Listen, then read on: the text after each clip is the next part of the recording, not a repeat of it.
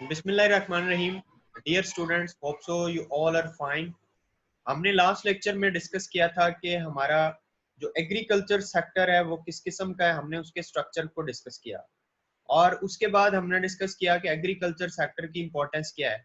लेकिन आज का जो हमारा टॉपिक है वो है प्रॉब्लम्स टू एग्रीकल्चर सेक्टर। आपको पता है हमारे एग्रीकल्चर सेक्टर को बहुत सारे प्रॉब्लम्स हैं जिनको आज हम डिस्कस करने जा रहे हैं। क्या मसाइल हैं आपके सामने। Agriculture sector is the backbone of economy. सबसे पहले हम ये देख लेते हैं कि ये है क्या। हमारी इकोनॉमी की रीढ़ की हड्डी ये कहलाती है। लेकिन जो एग्रीकल्चर सेक्टर की पाकिस्तान के अंदर ग्रोथ है वो बहुत सारे मसाइल को फेस कर रही है। तो इन वेरियस जो प्रॉब्लम्स हैं, जो कॉजेज हैं, जिसमें पर एकड़ यील्ड की बात होती है जो पाकिस्तान में बहुत लो है compare to other developed nations, right. तो ये मतलब इसके अलावा और काफी सारी रीजंस हैं जो आज मैं आपके साथ शेयर करने जा रहा हूँ। ठीक है, आपने एंड तक मेरे साथ रहना है, राइट। तो इसमें प्रॉब्लम्स को हमने शुरू कर दिया। सबसे पहले हैं टेक्निकल इकोनॉमिक प्रॉब्लम्स है हमारी जिसमें सबसे पहले लिमिटेड लिमिटेड कल्टीवेबल एरिया।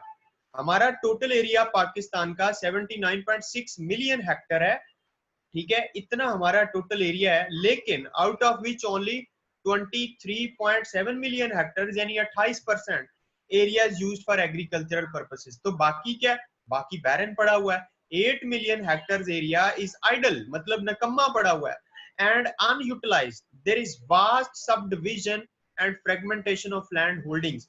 और उसके अलावा जो लैंड होल्डिंग्स हैं उसमें बहुत बड़ा तजाद है। कहीं पे तो 2-2 4-4 एकड़ है और कहीं पे पूरे पूरे गांव ही है। ठीक है ना, बड़ी बड़ी होल्डिंग्स हैं कहीं पे। तो ये बड़ा मतलब एक फर्क है। जो बड़ी बड़ी होल्डिंग्स वाले हैं वो काम ही नहीं कर सकते, जो बहुत छोटी होल्डिंग्स वाले हैं वो भी नहीं काम कर सकते। एज ए रिजल्ट जो मॉडर्न टेक्नोलॉजी है can not be applied in agriculture sector. Small holdings की वजह से लोगों में इतनी सकत नहीं होती, तो वो जो मॉडर्न टेक्नोलॉजी है उसको इस्तेमाल नहीं कर सकते। तो ये एक बहुत बड़ा प्रॉब्लम है जिसकी वजह से जो इकोनॉमिक हमारी यील्ड है वो बहुत कम होती है। आप ये देखें, सबसे पहला अच्छा, लो पर हेक्टर यील्ड जो है ये एक बहुत बड़ा मसला है, इसकी हम बात कर रहे थे। मोस्ट इंपॉर्टेंट प्रॉब्लम है एग्रीकल्चर सेक्टर की पाकिस्तान के अंदर कि पर हेक्टर जो यील्ड है वो बहुत ही कम है। 45% of labour force is engaged in this sector. ठीक है, इस हमारी जो लेबर फोर्स है वो एग्रीकल्चर सेक्टर में 45% है, लेकिन इसके बावजूद जो हमारी यील्ड है वो बहुत ही लो है। इसके अलावा अगर आप देखें तो ये वाटर लॉगिंग एंड सैलिनिटी का मसला है। Water logging and salinity, water logging and salinity दोनों आपस में ट्विन प्रॉब्लम है, एक साथ ही होते हैं। वाटर लॉगिंग का मतलब यह है कि पानी जो है वो जमीन सतह जमीन से ऊपर ड्रिप होता रहता है जैसे चश्मे फूटते हैं। और वाटर लॉगिंग के अलावा जो सैलिनिटी है ये एक वाइट कलर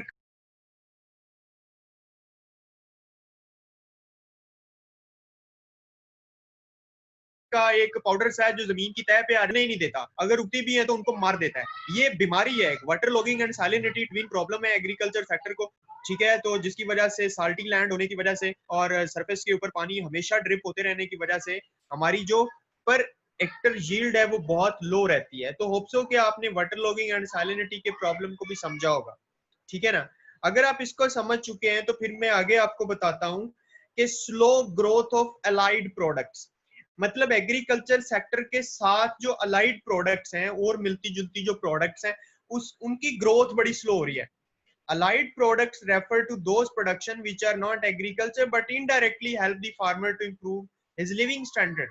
ठीक है, पाकिस्तान में इनसफिशिएंट प्रोडक्शन है फ्रूट्स की, मिल्क की, पोल्ट्री की, फिशरीज की, लाइफ स्टॉक की, ठीक है, और फॉरेस्ट्री की।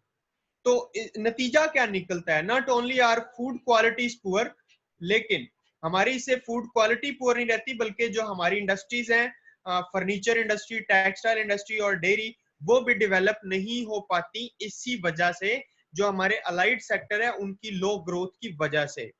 तो hope so you understand about this problem. And the next one is uneconomic land holdings. आपकी स्क्रीन पे आ रहा है, uneconomic land holdings due to increasing population and division of land under the law of inheritance। भी law of inheritance का मतलब ये है कि जो बाप की जमीन है बेटे को मिलेगी। ठीक है, जो दादा की जमीन है वो मतलब बाप बेटे को ट्रांसफर होती, तो लैंड होल्डिंग्स आर सब divided over and over again. ठीक है, बार बार जब वो लैंड होल्डिंग्स डिवाइड होती जाती हैं बाप दादा से बेटे पोते की तरफ, तो इसका रिजल्ट ये निकलता है कि very large number of farmer has less than 2 hectares of area. तो 2 हेक्टेयर से भी कम एरिया उनके पास बच जाता है। स्मॉल होल्डिंग्स की वजह से फिर क्या होता है कि वो स्कैटर्ड हो जाती हैं, जमीनें बिखर जाती हैं, कोई 2 एकड़ वहां है, कोई 2 एकड़ का वहां है, कोई 2 एकड़ वहां है। तो ये डिफिकल्ट होता है उनके लिए फिर स्मॉल होल्डिंग के साथ कि वो मॉडर्न मशीनरी को इस्तेमाल करें। ठीक है, तो ये भी एक बहुत बड़ा प्रॉब्लम है हमारे एग्रीकल्चर सेक्टर में। Is it clear? चलें इंफ्रास्ट्रक्चर की बात कर लेते हैं। हमारे पास इंफ्रास्ट्रक्चर आप समझते हैं क्या होता है? इंफ्रास्ट्रक्चर मीन टू से के लाइक रोड्स, ठीक है, स्टोरेज फैसिलिटीज जिसे वेयर हाउस कहते हैं, transport facility, electricity, education, sanitation and health facilities, ये सारी इंफ्रास्ट्रक्चर में आती हैं। तो ये इनएडिकेट है, नामुनासिब है, जो कि एग्रीकल्चर की ग्रोथ को मीट कर सकें या उसकी ग्रोथ के साथ साथ चल सके। Total length of farm to market road is not only shorter but their condition is also poor। ना सिर्फ ये कि आपके रोड जो है वो मार्केट्स तक नहीं पहुंचते, बल्कि वो टूटे हुए हैं, और टूटे और कच्चे रोड्स के ऊपर तो आपको पता है कि जो एग्रीकल्चरल प्रोडक्ट है वो मार्केट्स तक आप पहुंचा भी नहीं सकते। तो बहुत सारे जो विलेजेस हैं वहां पे मेटल लेड रोड नहीं बने हुए, ठीक है ना, मतलब पक्के रोड नहीं है, इलेक्ट्रिसिटी वहां पे अवेलेबल नहीं है। थर्ड फोर्थ जो रूरल पॉपुलेशन है वो बगैर इलेक्ट्रिसिटी के, बगैर बिजली के गुजारा कर रही। तो बिजली नहीं है तो फिर इसका मतलब वाटर पंप्स भी नहीं है, ट्यूबवेल्स भी नहीं है, और भी काफी सारी फैसिलिटीज उनके पास नहीं है। जब उन बेचारों का लिविंग स्टैंडर्ड लो होता है तो वो इतना अर्न करने के काबिल ही नहीं रहते। ठीक है ना। उसके अलावा अगर मैं बात करूं तो इनएडिक्वेट सप्लाई ऑफ एग्रीकल्चरल इनपुट्स है। तो supply of modern inputs like high yielding variety seeds, बीज होते हैं, ऐसे कुछ बीज होते हैं जिनकी यील्ड ज्यादा होती है, जिनकी आउटपुट ज्यादा होती है, वो इस्तेमाल करने चाहिए। तो हमारे पास वो नहीं है, हमारे पास केमिकल फर्टिलाइजर्स नहीं है, ठीक है, खादें जिनको कहते हैं, हमारे पास पेस्टिसाइड्स यानी कीड़े मार अद्वियात नहीं है, हमारे पास मैकेनाइज्ड मशीनरी नहीं है। नॉट ओनली कॉस्टली, मैकेनाइज्ड जो मशीनरी है वो ना सिर्फ ये कि वो कॉस्टली है, बल्कि वो इनएडिकेट भी है और इरेगुलर भी है, कि कहीं पे है और कहीं पे नहीं है, कभी अवेलेबल होती है और कभी अवेलेबल नहीं होती, ये इसका मतलब बनता है। ठीक है, तो ये प्रॉब्लम जो है ना, इस तरह के प्रॉब्लम्स हैं हमारे पास। अगर मैं थोड़ा सा आगे चलूं तो जो मेथड्स ऑफ प्रोडक्शन है ये बड़े पुराने हमारे पास। Mechanization of agriculture is increasing in Pakistan but in most of the areas old implements are still being used. मतलब पुराने तरीके इस्तेमाल किए जा रहे हैं एग्रीकल्चर सेक्टर में उसकी प्रोडक्शन के लिए, और ऑर्थोडॉक्स टेक्निक्स इस्तेमाल की जा रही हैं, मतलब बैलों से हल चलाना, ठीक है, हाथों से सोइंग करना बीजों की, ठीक है, मैनुअल काम करना। इंटरनेशनल लेवल की मशीनरी हमारे पास नहीं है और वो वाले तरीके हम इस्तेमाल नहीं कर रहे। पानी हम लगाते हैं तो कच्चे जो हमारे नाले हैं या नदी, उनके जरिए लगाते हैं, वो काफी सारा वेस्ट हो जाता है। ठीक है, ड्रिप इरिगेशन सिस्टम नहीं है जिस तरह के बाकी नेशंस में होता है। ठीक है ना, ओल्ड मेथड्स हैं। उसके अलावा अगर आप देखें तो इनएडिक्वेट एग्रीकल्चर रिसर्च है। हमारे पास जो एग्रीकल्चर की रिसर्च है, मतलब उसके बारे तहकीक ही नहीं होती, बहुत लो है, हम उसके ऊपर इन्वेस्ट ही नहीं कर रहे। ठीक है, एडवांस कंट्रीज तो बहुत बड़ा इन्वेस्टमेंट करते हैं इसके ऊपर, तहकीक के ऊपर, रिसर्च के ऊपर, लेकिन हम नहीं करते।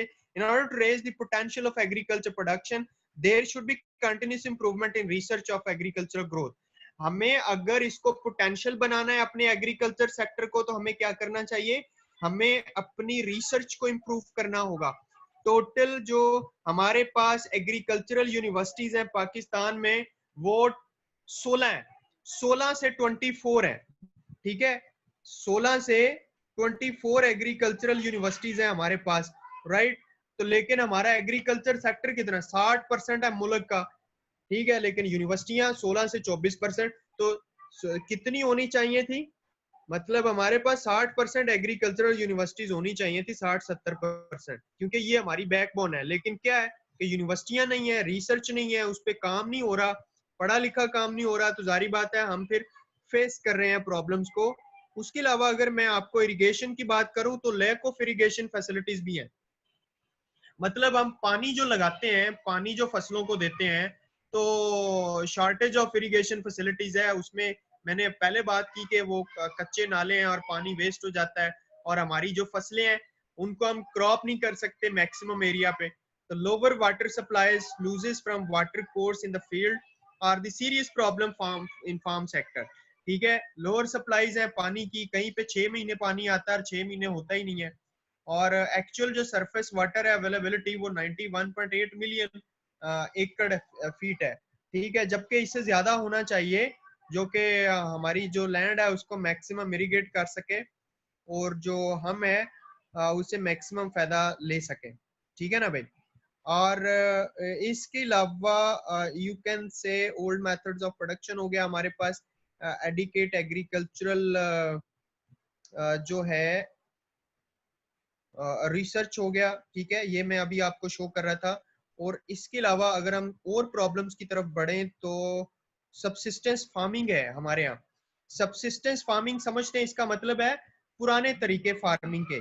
Our farmers is attach with subsistence farming, मतलब पुराने मेथड, टूटे फूटे खसारा।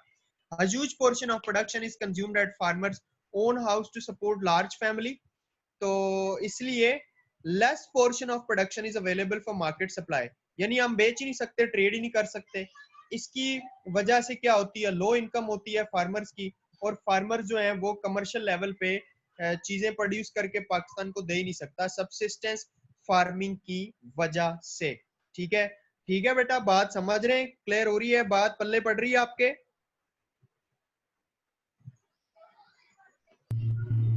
उसके अलावा अगर आप देखें तो डिफेक्टिव लैंड टेन्योर सिस्टम है। लैंड टेन्योर सिस्टम भी रिस्पॉन्सिबल है हमारी लो यील्ड का पर एकड़ एग्रीकल्चरल सेक्टर के अंदर। Landlords and feudals lords live in posh urban areas, मतलब वो डिफेंस में रह रहे हैं, यहाँ पे बैरियर टाउन में रह रहे हैं, वाइल जो टेनेंट्स हैं, मजदूर हैं जो उनकी जमीनों पे काम करते हैं, पेजेंट्स हैं, उनके पास तो बड़े लेस इंसेंटिव है अपना हार्ड वर्क करने के लिए। ठीक है, खुराक पूरी नहीं मिलती, लैविश एरियाज में नहीं वो रहते। ठीक है, so the productivity in agriculture sector remains low. ठीक है ना, तो ये भी एक वजह है, राइट। और इसके अलावा हम थोड़ा सा आगे बढ़े तो लैंड टेन्योर सिस्टम के अलावा लैंड रिफॉर्म्स नहीं होती। ठीक है, लैंड रिफॉर्म्स नहीं होती, आपके सामने आ रहा है, land reforms have been implemented against the will of power. There is an urgent need to conduct a proper land reforms for improving agriculture, यानी इसमें रिफॉर्म्स आनी चाहिए, कावानीन बदलने चाहिए लैंड के मुतल्लिक। Due to this problem agriculture production can not be increase to desired level. ठीक है, तो इस प्रॉब्लम की वजह से भी हम एग्रीकल्चर प्रोडक्शन को इंक्रीज नहीं कर सकते। क्या समझे आप यहाँ तक? Is it clear to you? ये देखिए, इम्प्रॉपर क्रॉप रोटेशन है। Proper turning ground of crop is essential to reestablish the fertility of the land. ठीक है, हमारी यानी होना क्या चाहिए कि अगर हमने एक दफा वीट को उगाया है, ठीक है, वीट को उगाया है, तो फिर वहां पे कोई और चीज होनी चाहिए, राइस होने चाहिए। फिर राइस को उगाया है तो फिर तंबाकू होना चाहिए। ठीक है, और अगर फिर तंबाकू उगाया है तो फिर कॉटन होनी चाहिए। तो इस तरह जो है ना क्रॉप रोटेशन होती रहनी चाहिए, उससे जमीन की जो जरखेजी है वो भी बढ़ती है, और उसके साथ साथ आपकी जो पर हेक्टर यील्ड है वो भी ज्यादा होती है। तो यहाँ तक आपको बात क्लियर है? तो हम अगले सेशन में इंशाल्लाह बाकी की जो प्रॉब्लम्स हमारी रह गई हैं उनको हम डिस्कस करेंगे।